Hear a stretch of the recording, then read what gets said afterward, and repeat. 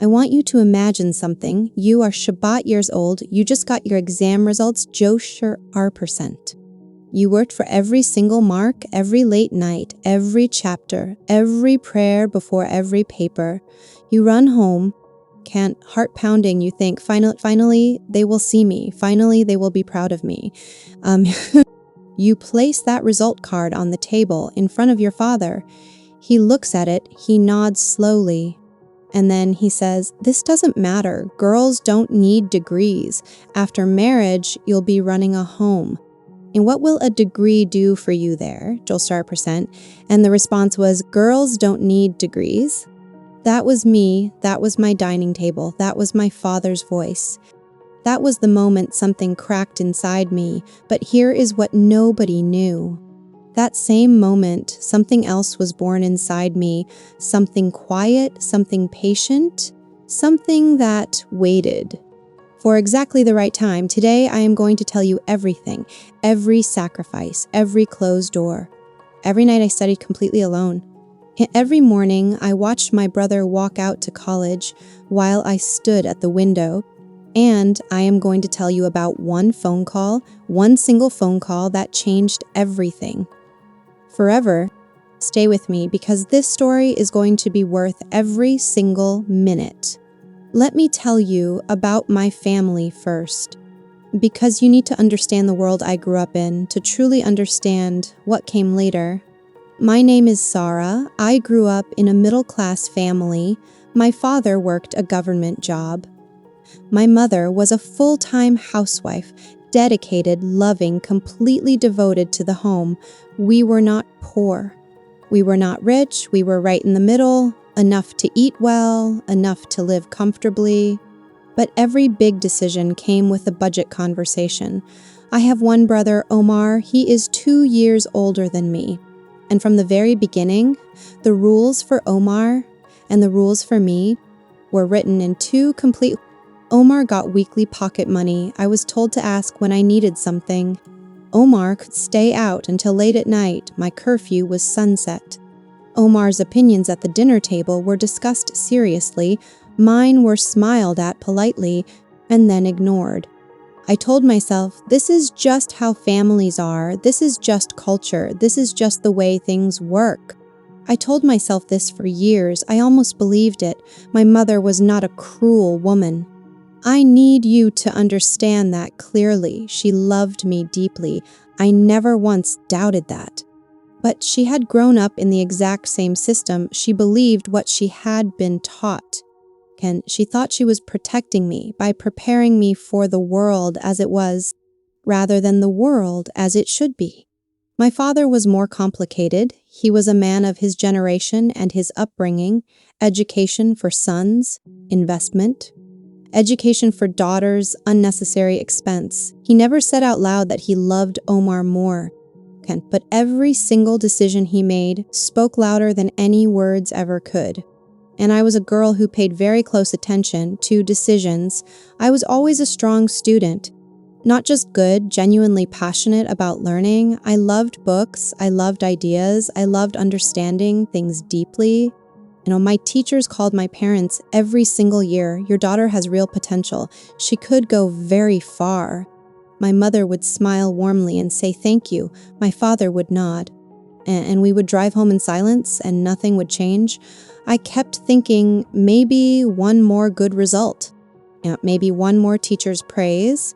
Maybe then they'll see it. Maybe then. I waited for maybe then for a very, very long time. Omar finished his high school, average marks, not bad, not exceptional, around Elixir's %. My father sat at the dinner table one evening and announced, Omar will study engineering. We will enroll him in a good private college. Just like that, no discussion, no hesitation. No, let's check if we can afford this. Kinder engineering college fees, roughly the equivalent of a very significant amount per semester, 4 years, 8 semesters. My father paid every single one without a single complaint. I watched all of this happen. I was Srilip at the time. I watched Omar get new textbooks, a brand new laptop, a new bag. I watched my father drive him to college on the very first day, proud, straight-backed, smiling. I watched my mother pack his lunch with extra love and care, and I thought to myself, 2 years. In 2 years, that will be me. Yet 2 years later, I scored %. You already know what happened. But let me tell you the full conversation, because it wasn't just one sentence, it was an entire evening. I placed my result card on the dining table. My father looked at it. My mother said quietly, "Well done." Don Bastable, then I took a breath and said, "Dad, I want to apply to university. I want to study business administration. My teachers say I have a strong chance at a good program." Then my father leaned back in his chair, and he looked at my mother briefly. Then he looked at me, and he said, "Sarah, you've done well in school. That's enough, a degree beyond this. What will you do with it? Work? Our daughter is not going to work. In a few years, you'll be married. You'll have a home and children to care for. And that degree will just sit there, a piece of paper collecting dust. A piece of paper collecting dust. That's what my future was worth to him," I said, and I was trembling slightly. "But Dad, Omar is studying." He cut me off immediately. "Omar is a man. He has to support a family one day. You will be supported." "That's not the same thing." This conversation is finished." My mother said nothing. She stood up quietly and went to the kitchen. And I sat at that table alone for a long time after they left, just me and my result card, and the sound of the ceiling fan. That night I cried into my pillow, not because I was weak, but because I was Sherpat years old, and the people who were supposed to fight for me the hardest had already decided how small my life would be. And they had built that ceiling themselves with their own hands. And they hadn't even noticed they were doing it. The next morning I woke up before sunrise. I sat quietly and I prayed, long, desperate, honest prayer. And somewhere in that silence, I made a decision. If they will not open the door, I will build my own door. I researched and found a 2-year diploma program at a government institute near our neighborhood, computer applications and office management. Total fee, a small amount I could actually manage. I had been saving money for years, birthday money, Eid money, small amounts here and there. Hank, hidden carefully in a small box tucked under my winter clothes in the back of my closet. I went to that institute completely alone, filled out the enrollment form alone. Can't paid the fee with my own saved money alone. I told my mother I was going to a friend's house for study sessions, and every Tuesday and Thursday I went to that institute instead. For 2 full years, I lived a double life. On the surface, quiet, obedient daughter at home. Underneath, a girl building something real with whatever small tools she could find. I finished at the top of my class. First position, certificate in hand. I never showed it to my parents. I simply filed it away carefully and started looking for what came next. The next door I found was a small private company. They were hiring a junior office assistant, Rigunyat, high school pass, basic computer skills, both of which I now had. I applied. I listed my cousin Nadia's address on the application because I couldn't use my home address. Nadia is my father's niece, 6 years older than me. She understood everything without me having to explain much. She became my quiet partner in all of this. She received my interview call on her phone. She covered for me with the family when needed. She even lent me her older sister's formal clothes for the interview. I went to that interview. I sat across from the hiring manager. I answered every question as clearly and confidently as I could. And I got the job, starting salary, a real working salary, my first ever. I remember standing outside that office building after they told me, standing completely still on the pavement for almost 2 full minutes. Then I walked to a small tea stall nearby, and ordered tea, sat by myself at a small table, and smiled so wide that the man running the stall asked if I had received good news. I said yes. very good news. Did he had absolutely no idea. No one had any idea. I was employed, I was earning, I was moving forward, and not a single person in my house knew anything. For the first 6 months, I kept everything completely hidden. I told my parents I was spending time helping my cousin Nadia with her young children, babysitting, household help. My mother thought it was lovely and responsible of me. My father didn't ask questions. Omar was deep in his engineering college life, coming home full of stories about projects, campus events, new friends. My parents listened to every word with shining, proud eyes. I sat at the same dinner table every evening. Ken said little, observed everything, and quietly, privately grew every single month I saved. I kept a small portion for my personal basic needs. Everything else went into a separate bank account that existed completely outside my family's awareness. After 6 months of working, I enrolled in an online business management course, international certification, fully in English. I studied for it on my phone, late at night, under my blanket. The brights turned all the way down so the light wouldn't show under my door, earphones in, volume low. I want you to picture what those nights actually look like, the entire house asleep. Total silence except for the ceiling fan turning slowly overhead. Me under my blanket, earphones in, watching lecture videos on a cracked phone screen. Pausing the video every single time someone turned over in the next room. And writing notes in a small notebook I kept hidden inside a folded dupatta in my drawer. I did this for months. I passed that certification with a strong score. Then I applied for a better role at a larger company. I submitted my diploma, my work experience record, and my new certification together. I was called for an interview. I went, and I performed. I got the job, new salary, nearly double what I had been earning before. I was 18 years old. Penuker. I had never sat in a university lecture hall. But I had 2 certifications, 1 diploma, 2 years of solid work experience, and more raw determination than most people accumulate in an entire lifetime. The new company was in a proper office building, grass entrance doors, a working elevator, an ID card with my photograph on it, my own desk, my own computer, my own responsibilities. On my first day, I sat down at that desk, and I slowly ran my hand along the edge of it. Mine, this space was mine. I had built this with my own hands. Nobody gave it to me.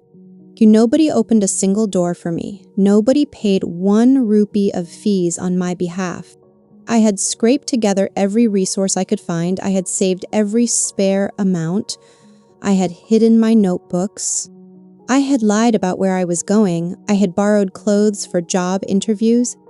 I had studied under blankets past midnight for months, and I had built this completely, entirely on my own. If that is not an education, I genuinely don't know what is. The years kept moving.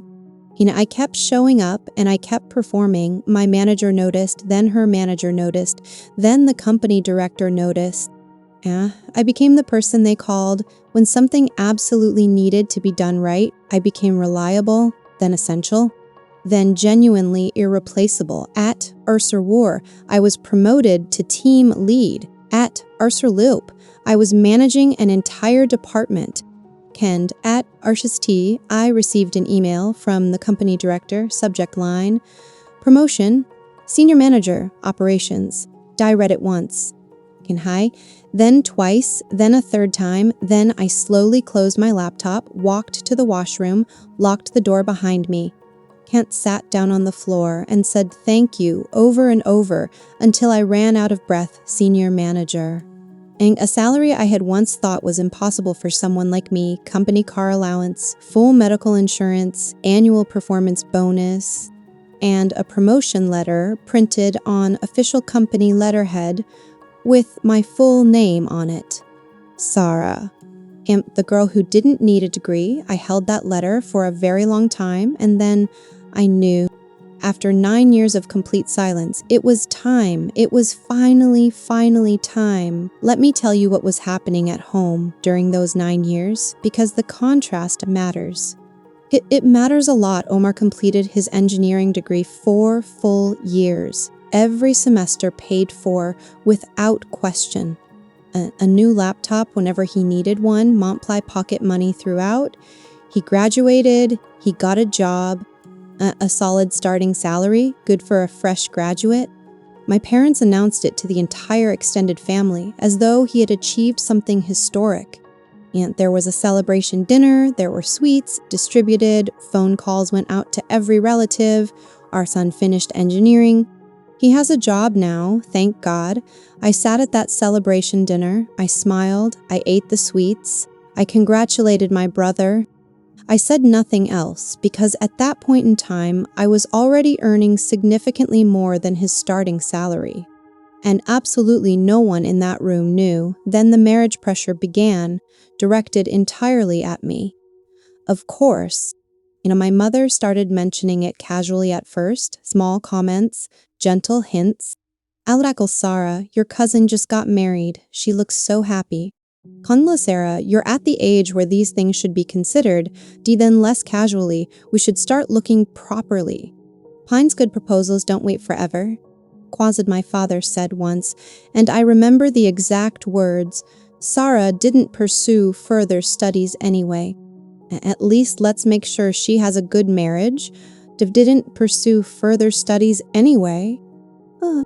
9 years of completely invisible work, 2 professional certifications, 1 diploma, multiple promotions, a senior management role, a salary that had grown to many times Omar's starting pay.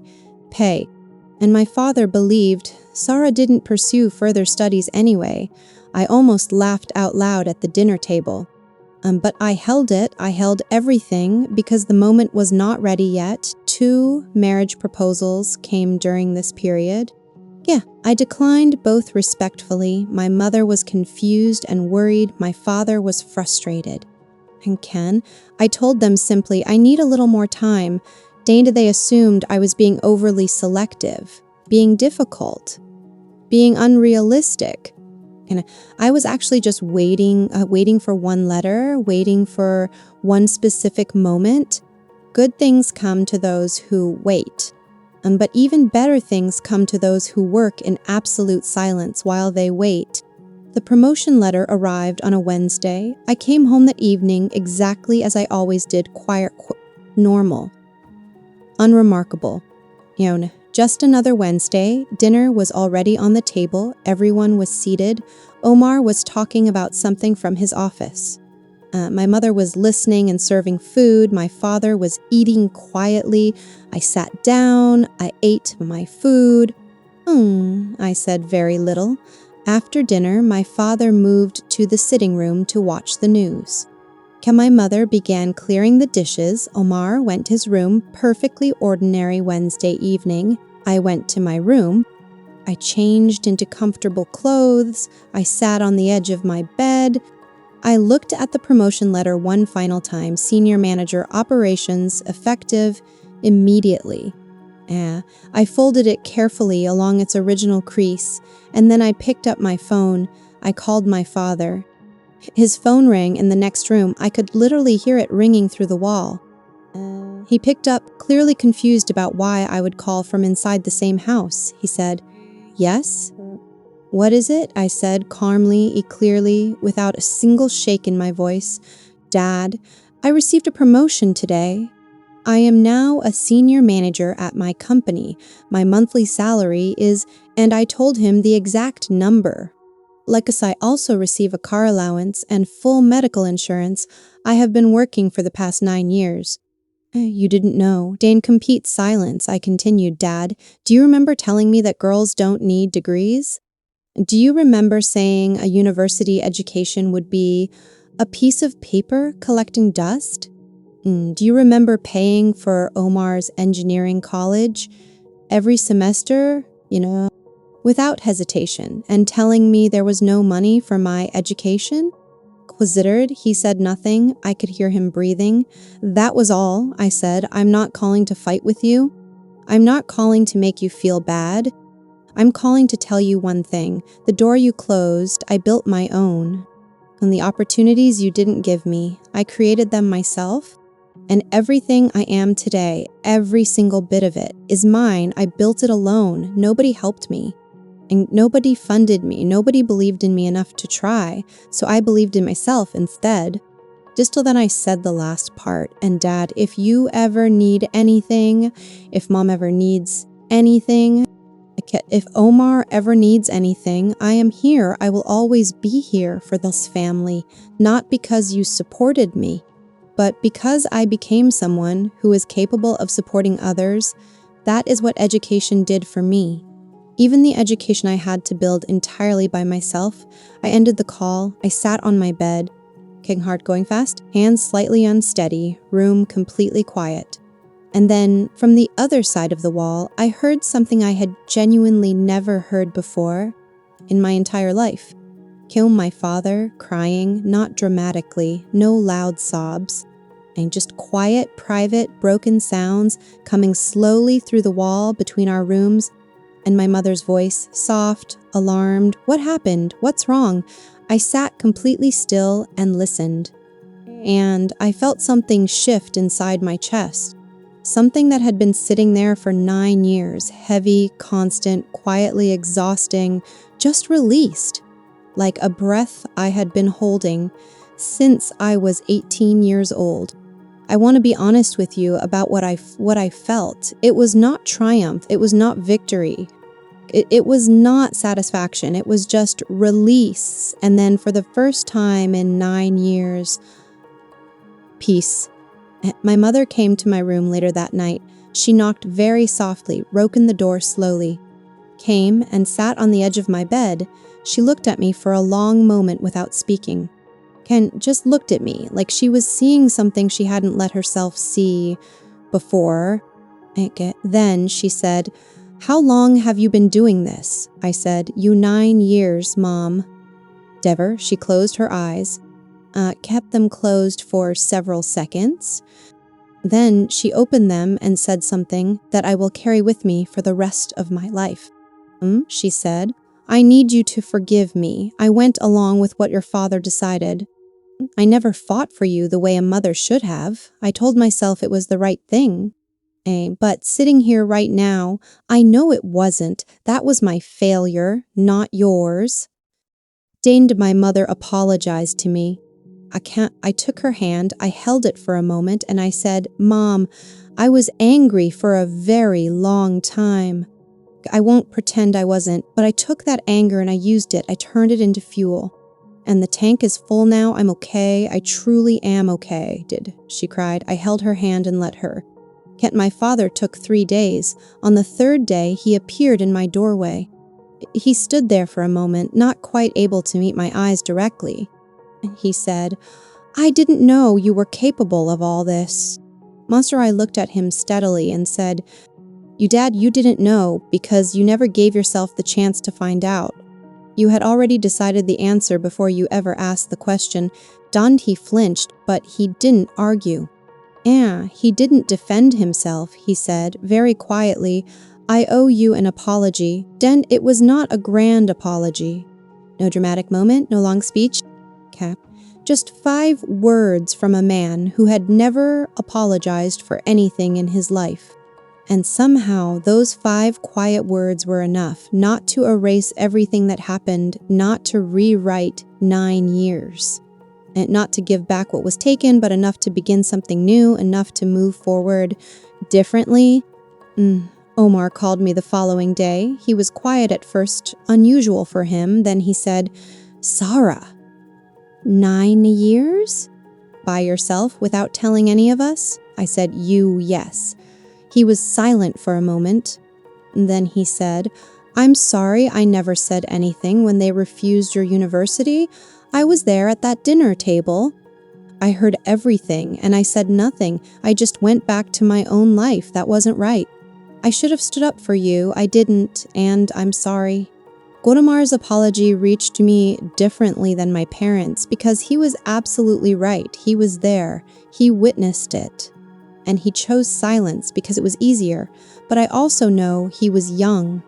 He was in his own world. He didn't fully understand what he was watching. You can't. So I said, you can make it right going forward. That's all any of us can do. Kendra, he said, you tell me how. Presently, I said, when you have children someday, make absolutely sure your daughters never hear the words I heard at that table. And make sure they never have to build their doors alone because you refused to open one. That's how you make it right. Dand, he said, I promise. Dand, I believed him. I chose to believe him, and I still do. I am sharing this story today because someone watching this right now is sitting at a dining table somewhere with a good result in their hand or a dream in their heart, and someone they love is telling them, it doesn't matter. Someone is saying, that's not for people like you. Just be realistic. Just settle. Just wait, Donda. And they are nodding, going quiet, going to their room and crying into their pillow. I need that person to hear this directly. And the ceiling above you is not real. It was constructed by someone else's fear, someone else's ignorance, someone else's very small thinking about what you are allowed to become. You are not required to live inside it. You never were. You do not need permission to want more, to work for more, to quietly, stubbornly, relentlessly become more. You may have to be invisible about it for a while. You may have to study under a blanket at midnight. And you may have to use a different address on your application. You may have to build your own door entirely from scratch when everyone around you refused to open theirs. But you can build it. I am telling you from personal experience, you can absolutely build it. And one day you will make one phone call or not walk into one room. Or place one letter on one table and everything will shift, not because you destroyed anyone. Not because you were driven by revenge, but because you became completely undeniable. That is the only answer that ever truly works against every person who told you that you were not enough. Become so undeniable that silence becomes their only option. That's it. That is the whole secret. 9 years. That's what it cost me, and I would pay it again without a moment's hesitation. If this story stayed with you, please share it with one person who needs to hear it. Just one. Subscribe if you are new here. I share stories like this every week. And leave me a comment. Tell me one dream that someone once told you was not meant for you. I read every single comment, every one. You are not defined by anyone else's limitations. Please remember that. I will see you in the next one.